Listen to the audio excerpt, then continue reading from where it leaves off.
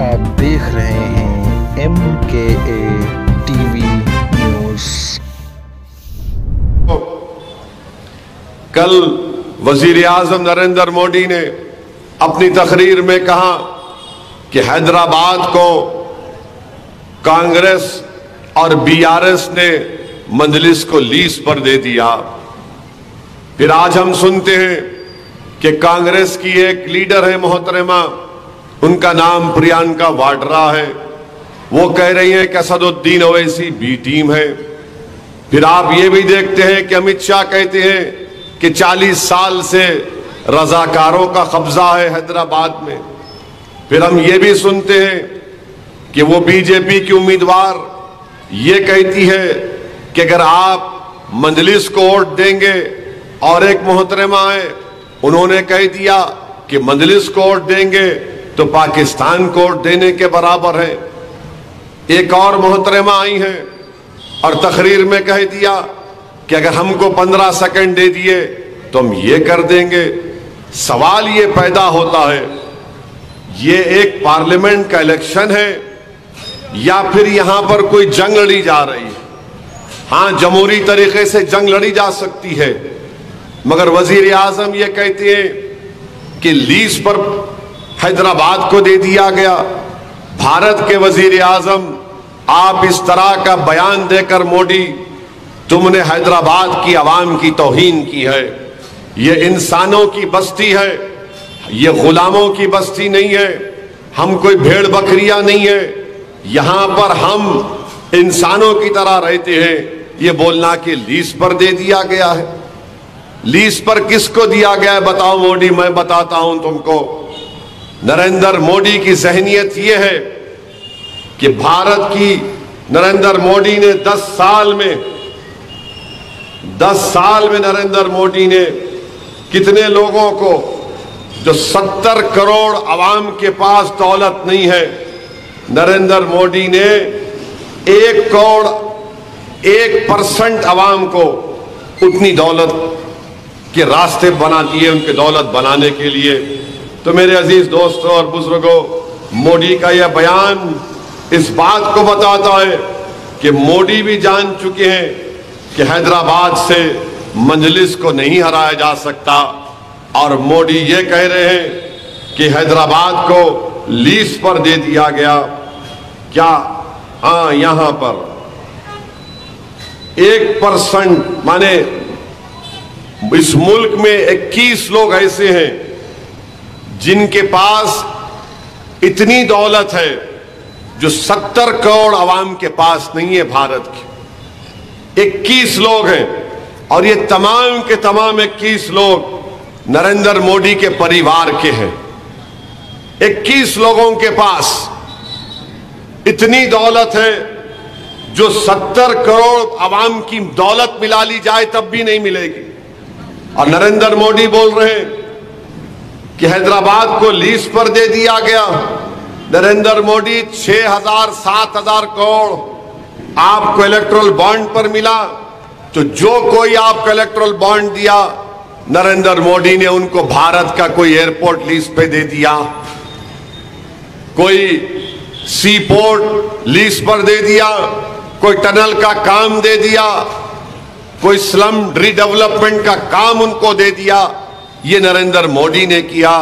और नरेंद्र मोदी ये कह रहे हैं कि हैदराबाद को लीज पर मजलिस को दिया गया है। सुनो मोदी, 40 साल से हमने हिंदुत्व आइडियोलॉजी को हराया है। इंशाअल्लाह ताला इस मर्तबा भी हैदराबाद की आवाम बिला लिहाज मज़हब मिल्लत नफरत को हराएगी, मोहब्बत को काम करेगी। जो लोग हैदराबाद में फसाद बर्पा करना चाहते हैं, तुम्हारी पार्टी की कैंडिडेट जो तीर का निशाना इबादतगाह पर लिया, इंशाअल्लाह ताला हैदराबाद की आवाम नफरत को यहां पर बदतरीन शिकस्त देगी। हम हैदराबाद में कोई फसाद नहीं चाहते, हम हैदराबाद में कोई दंगा नहीं चाहते, मगर ये काम नरेंद्र मोदी की पार्टी करना चाहती है।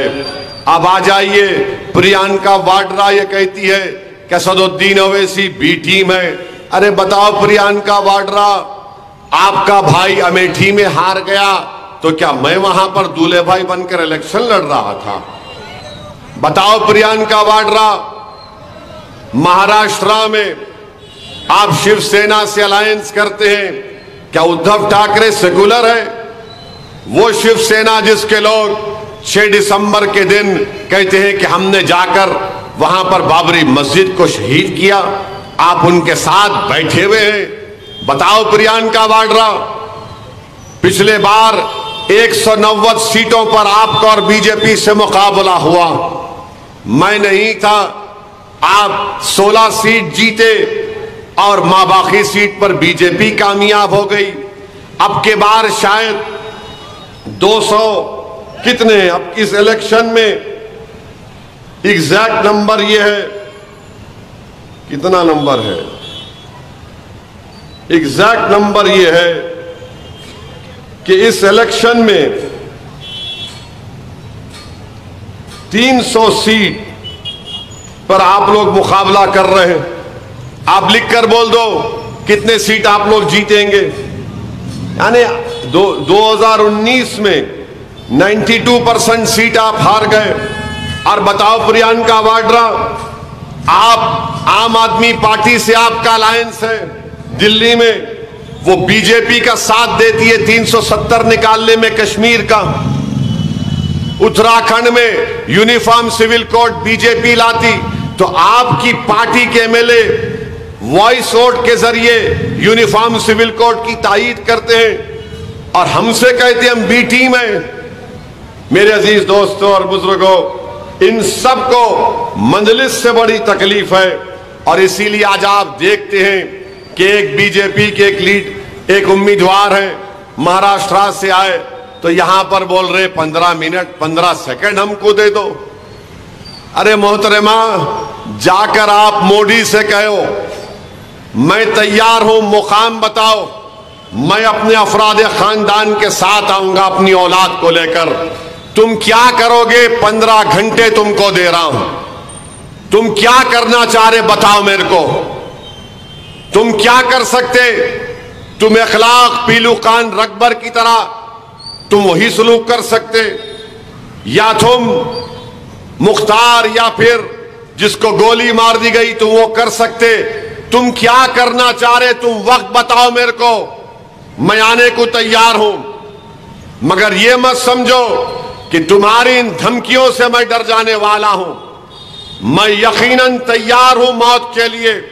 मैं मौत से नहीं डरता, मैं डरता इस बात से हूं कि जब कब्र में जाऊंगा तो अगर मेरे आमाल का हिसाब पूछा जाएगा और अल्लाह अपने हबीब के सदक़े में करम नहीं करेगा तो फिर मेरा क्या होगा। मगर मौत तो बरक है। तुम क्या समझ रहे कि तुम भी नहीं जाओगे इस दुनिया से? अरे मुझ पर 2-2 मरतबा 3-3 मरतबा मेरे ऊपर जानलेवा हमला हुआ। 6 फीट के फासले से जालिमों ने गोलियां चलाई। 1999 में शहरान के पास मुझे पुलिस वालों ने मारा और पीटा और एक एडिशनल एसपी टास्क फोर्स का मुझ पर गोली चलाया। जेल को कई मरतबा जाकर आ चुका हूं। ऐसा कोई दिन नहीं जाता जो मुझे धमकी नहीं मिलती इंटरनेट के नंबरों से। और ये आकर बोलते कि 15 सेकंड, अरे लो ना 15 सेकंड, तुम बताओ काम पे आऊं मैं। तुम ये समझ रहे कि तुम्हारे इन बातों से हम डर जाएंगे? तुम ये समझ रहे कि हमारे माँ बाप ने मुझे नहीं सिखाया? मैं जिम्मेदारी के साथ कह रहा हूं, जिस दिन ये लोग बोलेंगे उस मुकाम पर आ जाओ, मैं जाने को तैयार हूं।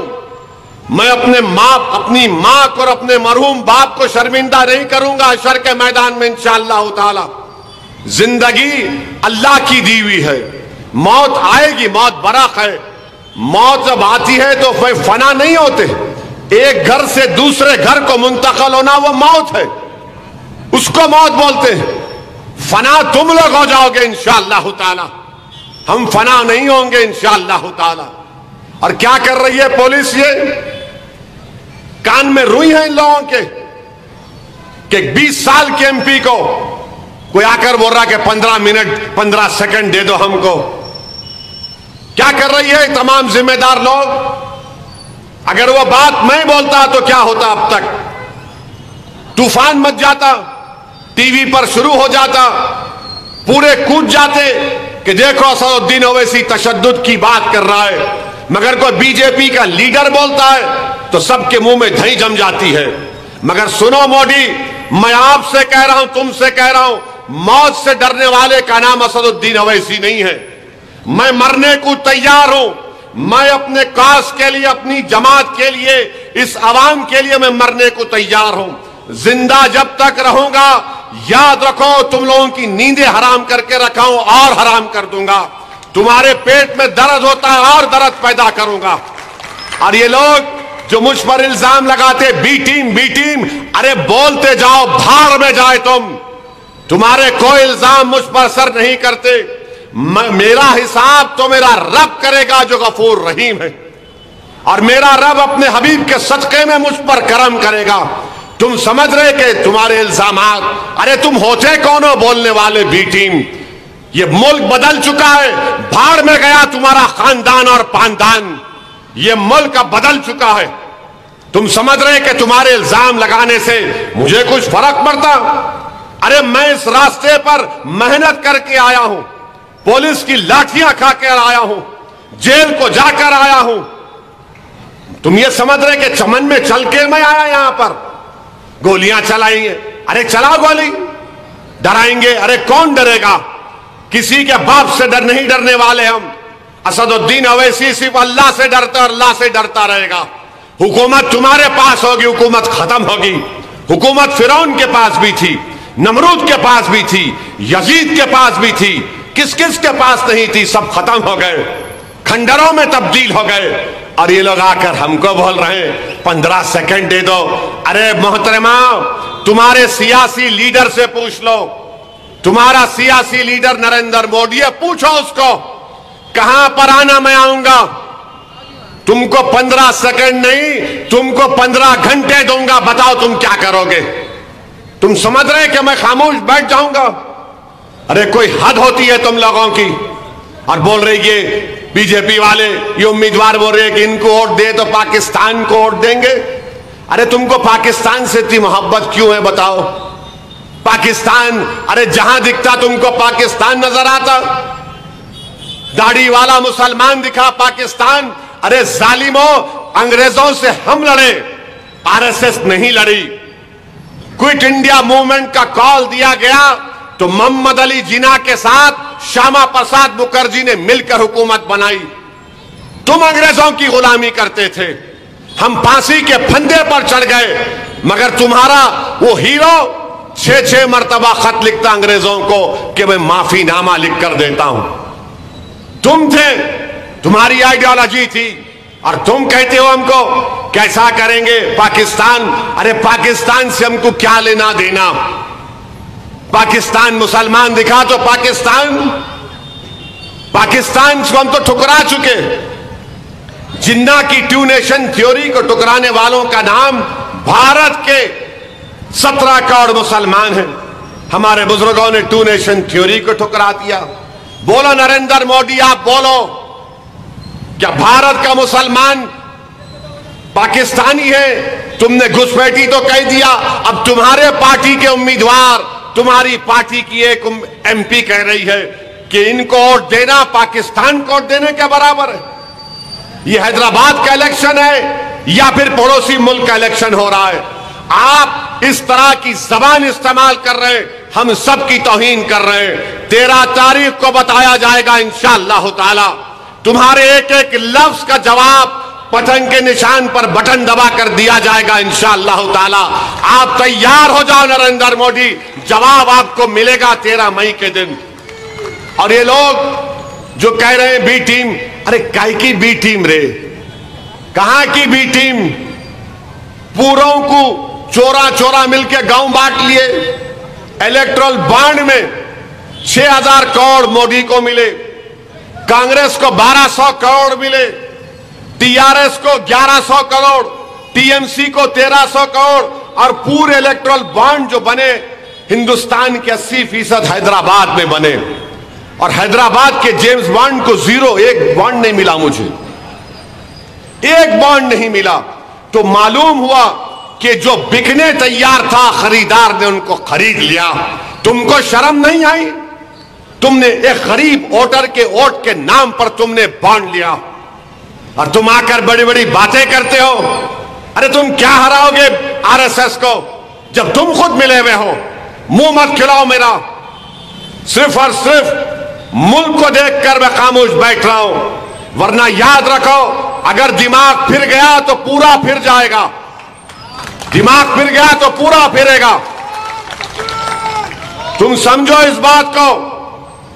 अगर तुम ये समझ रहे हो कि तुम जो मुंह को आया बोलते जाएंगे, मेरे मुंह में भी जबान है। 47 से शुरू करूंगा तो 2024 तक आऊंगा। बहुत बोल सकता हूं तुम लोगों के बारे में, मगर आप बोले जा रहे हैं। अरे क्या क्या है, हिमाकत है, क्या है ये? नहीं हम फुला खानदान के, अरे तुम होंगे, मेरे को क्या करना है? मैं अल्लाह के रसूल सल्लल्लाहु अलैहि वसल्लम का उम्मती हूं। सबसे बड़ा एजाज मेरा है, बताऊं तुमको? और ये लोग बोलते हैं अरे जान दो साहब, जान दो। अरे कह का जान दो भाई, कब तक आप ये जबान इस्तेमाल करेंगे? और वो एमपी साहिबा जो महाराष्ट्र से आके छोटे छोटे, अरे छोटे को रोक के रखा हूं, छोटे को बहुत रोक के रखा हूं। अगर जिस दिन मैं छोटे को बोला कि मियां मैं आराम कर तो तुम संभाल लो, फिर तुम संभालो। छोटे छोटे, तुमको मालूम ही क्या है छोटा क्या है नहीं मालूम तुमको। तोप है वो,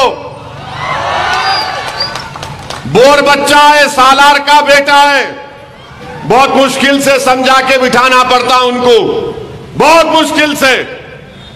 और उनको समझाने वाले का नाम असदुद्दीन ओवैसी है, किसके बाप को नहीं सुनने वाला है छोटा। बोल दूं कल से शुरू करो बैटिंग। अभी खाली उन्होंने टाइमिंग कर रहे, सिंगल ले रहे, 1 2 3 कर रहे। अगर शुरू हो गए T20 का तो फिर तुम्हारा भी T20 फिर कैसा होगा देखो। हाँ अरे आप बताइए, आप 15 सेकंड का थे इनको, 15 सेकंड। मुर्गी का बच्चा हूं मैं? हाँ 15 सेकंड का थे। बोलो ना कहां पे आना आता हूं मैं। तुम्हारे पप्पा से पूछो, दिल्ली वाले पप्पा से पूछ के बताओ मेरे को। तुम्हारे घर पे आऊं, तुम्हारे ऑफिस पे आऊं, कहां पे आऊं बताओ। 15 सेकंड ये कर देंगे। अरे क्या मुल्क है ये? क्या है यहां पर? कोई कानून नहीं है भारत में? पुलिस क्या वो आईपीसी का नहीं है? कोई भी आ रहा बोल के जा रहा। उन्होंने आंखें बोल रहे 40 साल से रजाकार। अरे हैदराबाद की आवाम वोट डाल रही, अमित शाह तुमको हरा रही और हमको कामयाब कर रही है मंजलिस को, तो रजाकार हो गए। और ये बोलते बी टीम, ये प्रियंका वाड्रा। गुजरात में 84 से तुम जीत नहीं पा रहे, एक मुस्लिम एमपी को कामयाब नहीं कर रहे, मैं जिम्मेदार हूं। मध्य प्रदेश तुम हार गए, छत्तीसगढ़ तुम हार गए, मैं जिम्मेदार हूं। अरे कभी अपने गिरेबान में झांक कर देखो, बहुत गलतियां कमजोरियां तुमको नजर आएंगी। तुम्हारे पार्टी के लोग जाकर मिल जाते हैं बीजेपी के साथ और हम पर उंगलियां उठाई जाती हैं, तो मालूम हुआ कि मंजलिस की ताकत सबको आंखों में चुभती है। मोदी परेशान, अमित शाह परेशान, तो इधर ये भी परेशान। मैं ये नहीं कहूंगा कि फंस गई रजिया गुंडों में, मैं ये कहूंगा कि हम आज एक ताकतवर पार्टी बन चुके अल्हम्दुलिल्लाह। जो कुर्बानियां हमारे बुजुर्गों ने दी, जो मेहनतें और काबिश उन्होंने की, आज मंजलिस को मुकाम हासिल हो गया है। अरे मेरे भाई, एक वाहिद पार्टी है मजलिस इत्तेहादुल मुस्लिमीन, जिसके जलसों में आवाम खुद आती है।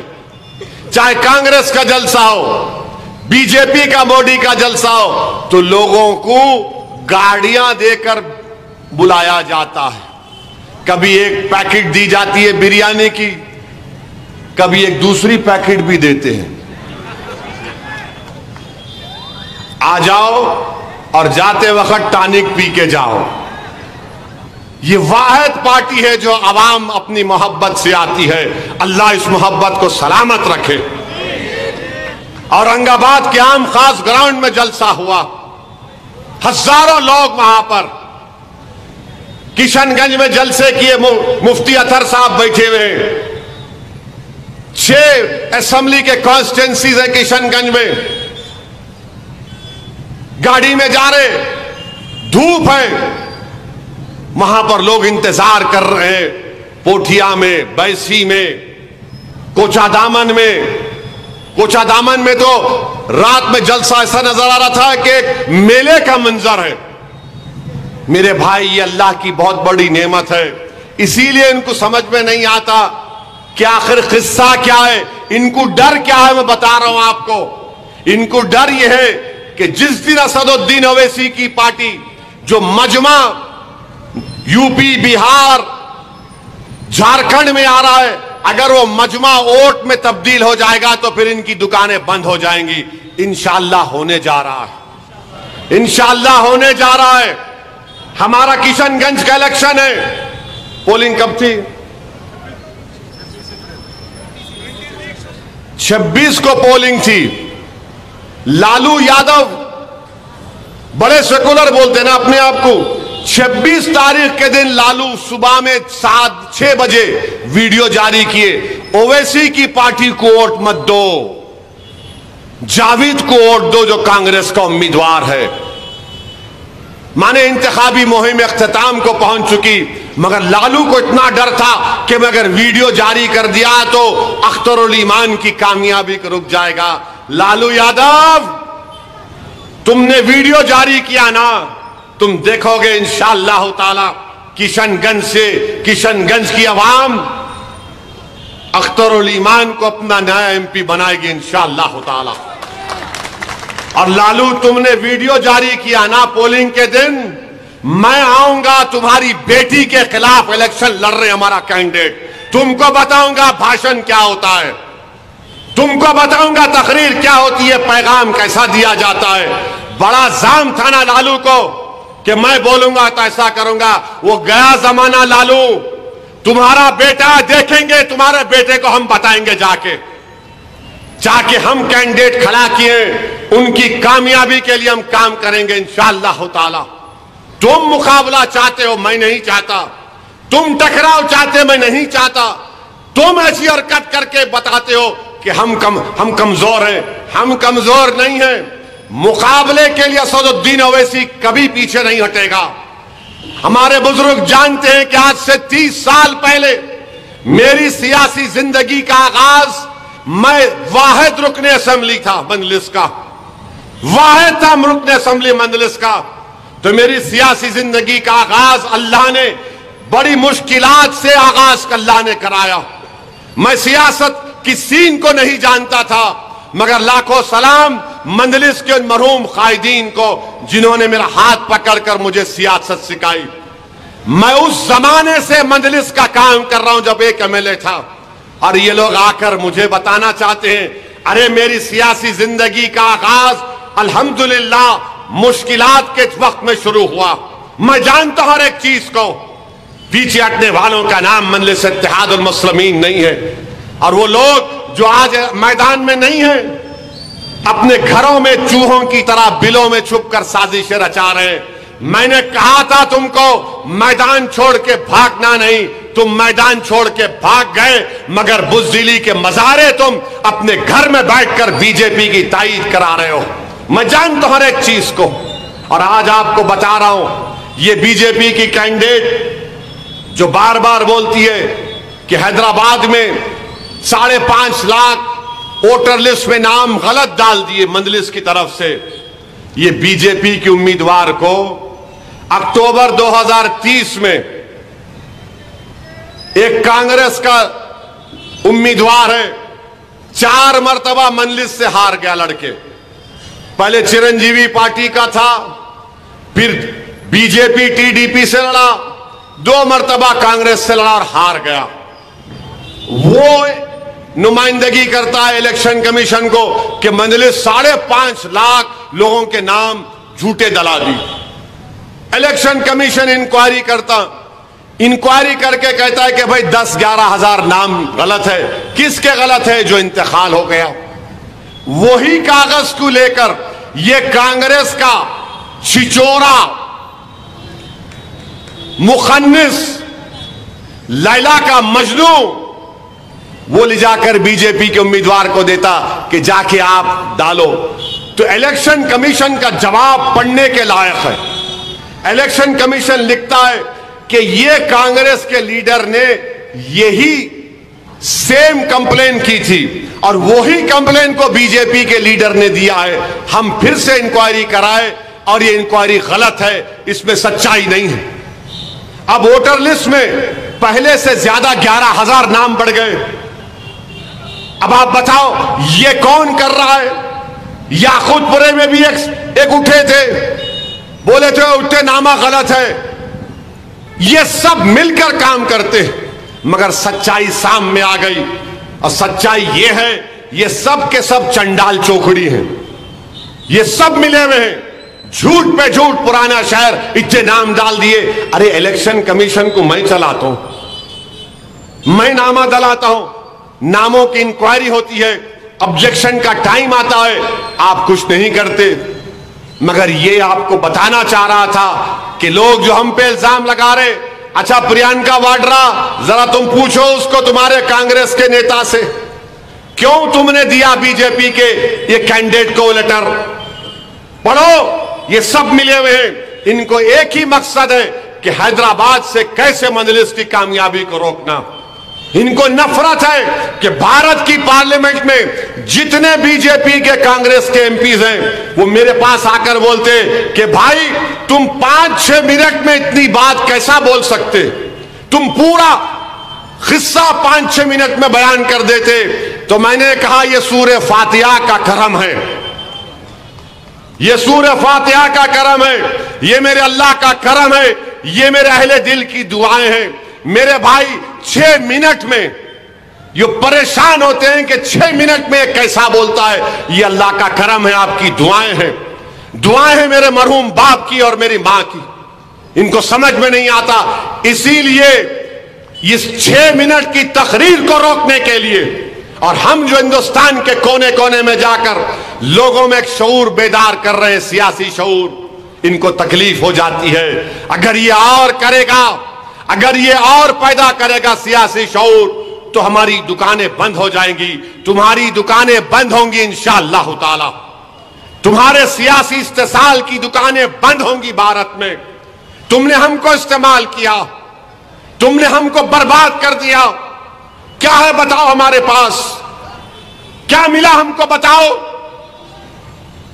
कौन सी? अगर आप डेटा बोलेंगे, अगर आपके दादा जो पैसे कमाते थे उनका पोता उससे कम कमा रहा है आज, दलित का बेटा, आदिवासी का बेटा, ब्राह्मण का बेटा, ठाकुर का बेटा, ये सब लोगों के, सिखों के, ईसाइयों के, उनके पोते अपने दादा से ज्यादा कमा रहे हैं। और इस मुल्क में पूरा जो दादा से कम कमा रहा है वो मुसलमान है। बताओ, तुमको आईना नहीं दिखाई देता? यही चीज देख देख कर तकलीफ होती है, यही चीज देख देख कर खून खौलता है कि कब तक मैं इस नाइंसाफी को बर्दाश्त करूं। बताओ, इसका जिम्मेदार कौन है? सबसे ज्यादा स्कूल से बाहर बच्चे मुस्लिम अकलियत के हैं। जाकर देखो बिहार में, उत्तर प्रदेश में, बंगाल में, आसाम में, स्कूल के बाहर बच्चे। मैं अपनी आंखों से देखा हूं इन मुकामात पर। दोपहर का खाना जब आता तो बच्चे भाग कर आते हैं और उन बच्चों के जिस्म पर कपड़े भी नहीं होते, सिर्फ खाना खाने के लिए आते और चले जाते। ये तुम बोल रहे हो कि मैं भी टीम हूं? तुमने क्या किया बताओ? 40-50 साल तुमने हुकूमत की, उत्तर प्रदेश में तुमने हुकूमत की, बिहार में की, बंगाल में तुम कर रहे हो। बंगाल के मालदा में मैंने मुस्लिम खवातीन की उंगलियों को देखा, ये उंगलियां सड़े हुए थे उनके। पूछा क्यों? तो मालूम हुआ बीड़ी बनाने से उनकी उंगलियों में डिजीज हो चुका है। यह हाल करके रख दिया आपने, और हम इंसाफ की बात कर रहे हैं, लड़ रहे हैं, और लोग ये मजलिस के मुखालिफिन बोलते अरे हैदराबाद में क्या, अरे दीवाने, उत्तर प्रदेश में ईद की नमाज मसाजिदों में 3-3 जमातों में हुई। कितनी जमातों में? 3-3। बड़े बड़े उलमाए किराम ने कहा कि रोड पर नमाज मत पढ़ो। और हैदराबाद में आपने रमजान के मुबारक महीने में तहज्जुद की नमाज आपने रोडों पर पढ़ी नहीं पढ़ी आपने? ईद की नमाज नहीं पढ़ सकते आप रोड के ऊपर। जुमे की नमाज पढ़े तो दिल्ली में लात मार दिया रुकू में थे। यह मजलिस इत्तेहादुल मुस्लिमीन है। तो इसीलिए हमारी आवाज को दबाने के लिए ये कोशिशें की जा रही हैं। कभी गोली चलाई जाती है, अरे मैं मरने को तैयार हूं भाई, आप कब मारते मारो, जब अल्लाह का हुक्म होगा मैं चला जाऊंगा, मैं मौत से नहीं डरने वाला हूं। वो मौत के बाद का जो मरेला उससे तक मुझे परेशान रहता हूं। आप बोल रहे हैं वो करेंगे ये करेंगे। वो मोहतरमा 15 सेकंड मजलिस को वोट दिए तो पाकिस्तान, नरेंद्र मोदी बोल रहे लीज पर दिया गया है। अरे नरेंद्र मोदी, आपने बहुत से लोगों को भारत के कई चीजें आपने बांट दी हैं। आप भारत के वजीर आजम की तरह नहीं, एक बादशाह सलामत की तरह आपने लोगों को ये दे दिया, ये तू ये ले ले, तू वो ले ले। बहरहाल अजीज दोस्तों और बुजुर्गों, मेरी आप तमाम से गुजारिश है कि 13 मई के दिन आपको अपना एक वोट मजलिस इत्तेहादुल मुस्लिमीन के हक में इस्तेमाल करना है। पतंग के निशान पर बटन दबाना है। नौजवानों, ये फार्म हाउस को जाने के इरादे तर्क कर दो। शायद इलेक्शन कमीशन या हुकूमत उन फार्म हाउस को बंद कर देगी, तो पैसे अपने खराब मत करो, घर में रहो, पोलिंग करवाइए। और नौजवानों, ये लड़ाई तुम्हारी लड़ रहे हम, तुम इस मुल्क के मुस्तकबिल हो, मुस्तकबिल की लड़ाई मजलिस आज लड़ रही है। तो मेरी बुजुर्गों से, नौजवानों से, इज्जतदार माँ और बहनों से अपील है कि 13 मई के दिन आपको निकलकर अपने एक वोट का इस्तेमाल करना है पतंग के निशान पर। और जब पोलिंग बूथ में जाएंगे तो पहला नंबर है पतंग का, बटन दबाइए, आवाज आएगी, बटन छोड़िए। और उस बड़ी मशीन के बाजू एक मशीन है जिसमें एक चिट्ठी निकलेगी, जिसमें पतंग का निशान उस चिट्ठी पर होगा। क्योंकि आपने पतंग के निशान पर बटन दबाया, वो 30 सेकंड तक चिट्ठी आपको दिखेगी। उस चिट्ठी को देखिए, फिर वो चिट्ठी उसी मशीन में गिर जाएगी। उसके बाद पोलिंग बूथ को जाइए। अपने साथ सेल फोन लेकर मत जाइए, पूरे अफराद खानदान को लेकर जाइए और अपने एक वोट का इस्तेमाल करिए। असेंबली के इलेक्शन की पोलिंग काबिल कबूल नहीं है मेरे भाई। आपको अपना पोलिंग परसेंटेज बढ़ाना पड़ेगा। गर्मी रहेगी, मगर सुबह 7 बजे से शाम में 6 बजे तक आपको अपने पोलिंग बूथ को अपने जाकर अपने वोटों का इस्तेमाल करना है। डरने और घबराने की जरूरत नहीं है। मैं भी इंशाअल्लाह ताला फिरता रहूंगा। आप बेखौफ होकर अपने घर से निकलिए, बीजेपी की जमानत जब्त करवाइए, जितने मुखालिफिन हैं उनकी जमानतों को जब्त करवाइए आप। और एक ताकतवर पैगाम दीजिए मोदी को कि जिसने हमको घुसपैठी कहा, जिसने हमारी बेटियों को कहा कि हम ज्यादा बच्चे पैदा करते, जो झूठ है, जिसने कहा कि हिंदू बहनों के गलों से मंगलसूत्र निकाल कर दिया जाएगा, आप उन तमाम को जवाब दीजिए। हमको हैदराबाद को पुरअमन रखना है, इस वतन को बचाना है, हमारे हुकूक को बचाना है और हमारी आवाज को हिंदुस्तान के पार्लियामेंट में पहुंचाना है। मेरी आप तमाम से गुजारिश है कि एक वोट का इस्तेमाल करके 13 मई के दिन मजलिस इत्तेहादुल मुस्लिमीन